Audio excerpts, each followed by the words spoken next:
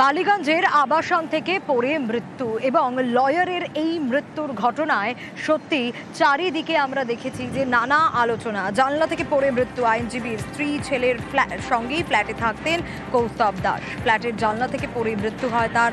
আত্মহত্যা নাকি অন্য রহস্য তদন্ত করছে পুলিশ। ডিটেইল রিপোর্ট দেখব, প্রতিবেদন তুলে ধরেছেন আমাদের প্রতিনিধি সুস্মিতা। যে আবাসন থেকে গতকাল সন্ধ্যা নাগাদ এক আইনজীবী কৌস্তব দাস, বয়স 52, তিনি চারতলার তার যে বাড়ির ফ্ল্যাট, সেই ফ্ল্যাটের চারতলা থেকে পড়ে মৃত্যু হয়। এই সেই জায়গা যেখানে এই চারতলার ফ্ল্যাট বা চারতলার জানলা থেকে পড়েই তিনি মারা গিয়েছেন। ইতিমধ্যেই পুলিশ অনুসন্ধান শুরু করেছে এবং দেহ ময়নাতদন্তের জন্য পাঠানো হয়েছে। কিভাবে এই মৃত্যু ঘটল, যদিও যারা প্রতিবেশী রয়েছেন তারা বলছেন অত্যন্ত ভালো মানুষ ছিলেন, হাইকোর্টে ওকালতি করতেন তিনি এবং এখানে এই আবাসনে, বালিগঞ্জের এই অভিজাত আবাসনে তিনি তার যে পুত্র সন্তান এবং তার ওয়াইফ অর্থাৎ স্ত্রী, তার সঙ্গে এখানে দীর্ঘদিন যাবৎ থাকতেন এবং তার শারীরিক কিছু অসুস্থতা ছিল বলেও যারা প্রতিবেশী তারা জানাচ্ছেন। যদিও কি কারণে এই ঘটনা, মানসিক কোনো অবসাদ ছিল কিনা, এটি আত্মহত্যা নিছকই নাকি এর পিছনে অন্য কোনো কারণ রয়েছে, সেই গোটা বিষয়টি এই মুহূর্তে খতিয়ে দিয়েছে তদন্তকারী পুলিশ আধিকারিকেরা। ক্যামেরায় গোপালের সঙ্গে সুস্মিতা, নিউজ 18 বাংলা, কলকাতা। আর এবার ব্রেকের পরে নজর রাখতেই হচ্ছে, ব্রেকের আগে ঠিক যে কথা বলেছিলাম, পূর্ব ভারতের পূর্ব রেলের প্রথম এসি লোকাল ট্রেন। হ্যাঁ, শিয়ালদা রানাঘাট রুটে অনেক যাত্রীদেরই বলতে শোনা যায় যে বড্ড গরম।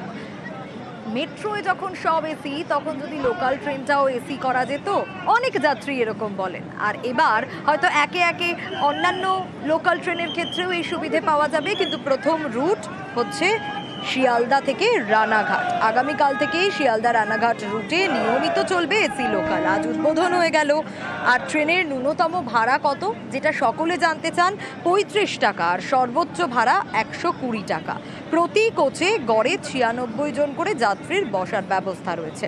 আর ট্রেনের সামনে ও পিছনের কোচ মহিলাদের জন্য সংরক্ষিত। প্রবীণ নাগরিক ও বিশেষভাবে সক্ষমদের জন্যেও 6টি করে 12টি আসন থাকবে 2টি কোচে। কামরার দুপাশেই থাকছে অটোমেটিক সিস্টেমের দরজা। নিরাপত্তার জন্য প্রতি কোচে থাকছে সিসি ক্যামেরা। এটা বিকশিত ভারতের পদধ্বনি। আমি বলবো যে আজকের এই এসি লোকাল, এসি ইএমইউ, বিকশিত ভারতের যে স্বপ্ন মাননীয় প্রধানমন্ত্রী দেখেছেন, সেই বিকশিত ভারতের স্বপ্নের পদধ্বনি। এই পদধ্বনি আরো দ্রুত আমরা আরো বেশি করে যেন শুনতে পাই, তাহলে বোঝা যাবে যে বাংলার অর্থনীতিও বাড়ছে, বাংলার উন্নয়ন বাড়ছে। সেটা একমাত্র নরেন্দ্র মোদীর নেতৃত্বে সম্ভব। সেপ্টেম্বরে দুর্গাপুজো, আর তার আগে কালনায় অকাল দুর্গাপুজো। গতকাল ছিল সপ্তমী। মন্দির চত্বরে বসেছে মেলা, চলবে 15 দিন। পুজো ঘিরে উৎসবের আমেজ।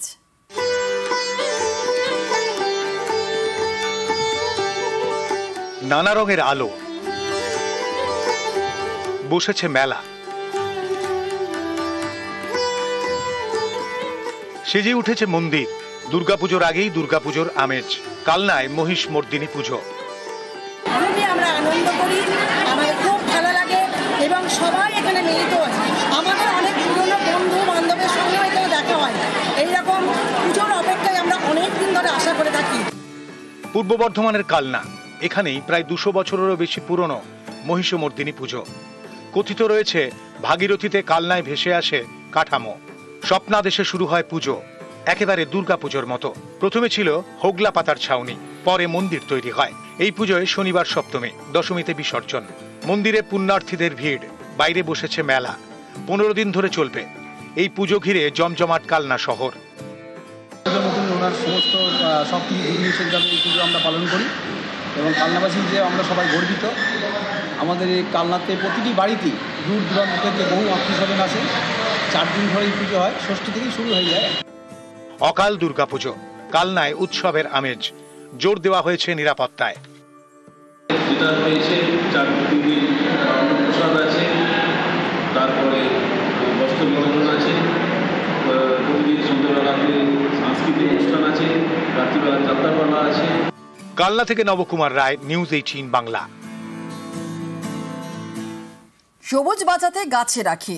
বাঁকুড়ায় জয়পুরে জঙ্গলে রাখি বন্ধন। হিঙ্গলগঞ্জে ম্যানগ্রোভে রাখি পরালেন স্থানীয়রা।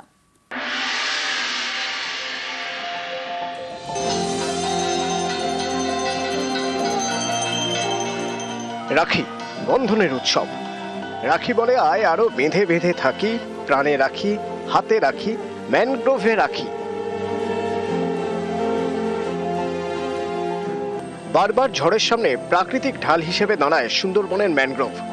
সুন্দরবনকে ভালো রাখে ম্যানগ্রোভ, তাই ম্যানগ্রোভে রাখি।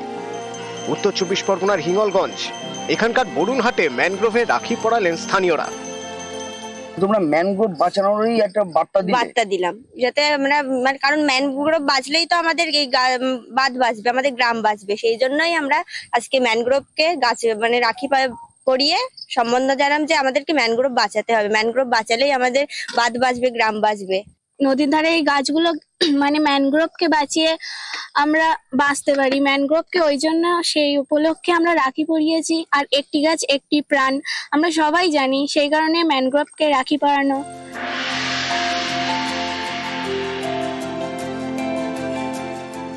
সবুজ বাঁচাতে রাখি, গাছে রাখি পরিয়ে সবুজ বাঁচানোর বার্তা।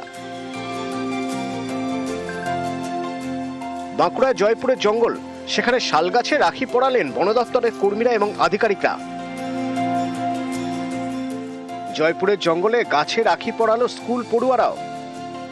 আজকে আমরা জয়পুর জঙ্গলে মানে গাছেদের রাখি পরালাম। আমরা গাছেদেরকে ভাই বলছি, তাই আজকে মানে ভাইদের সাথে দাদাদের সাথে সাথেও গাছকেও রাখি পরালাম। কেন গাছকে কেন রাখি পরাতে? আমরা গাছ আমাদের মানে গাছ আছে বলেই আমরা বেঁচে আছি, তো ওই জন্য আমরা গাছকেও রাখি পরাইছি।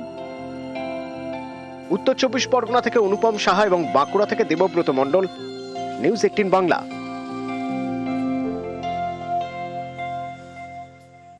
নকশালবাড়িতে পাহাড়ি ঝোড়ার বুকে নির্মাণ, সরকারি জমিতে প্লট করে বিক্রির ছক। স্থানীয়দের অভিযোগ পঞ্চায়েতে, পদক্ষেপ পঞ্চায়েত এবং পঞ্চায়েত সমিতির।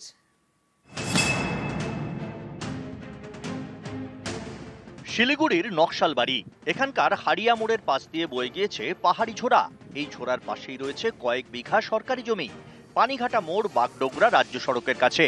অভিযোগ, এই সরকারি জমিতে প্লট করে তা বিক্রির ছক কষছে জমি মাফিয়ারা। বিক্রি করতে পারলেই চড়া দাম।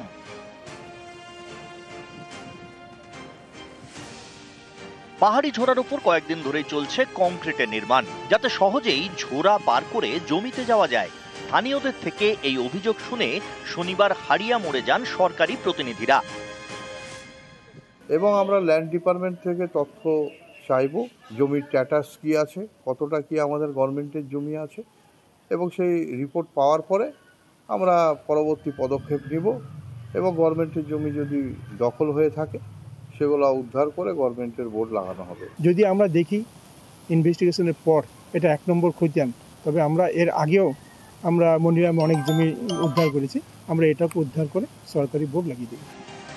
শিলিগুড়ি থেকে বিশ্বজিৎ মিশ্র, নিউজ 18 বাংলা।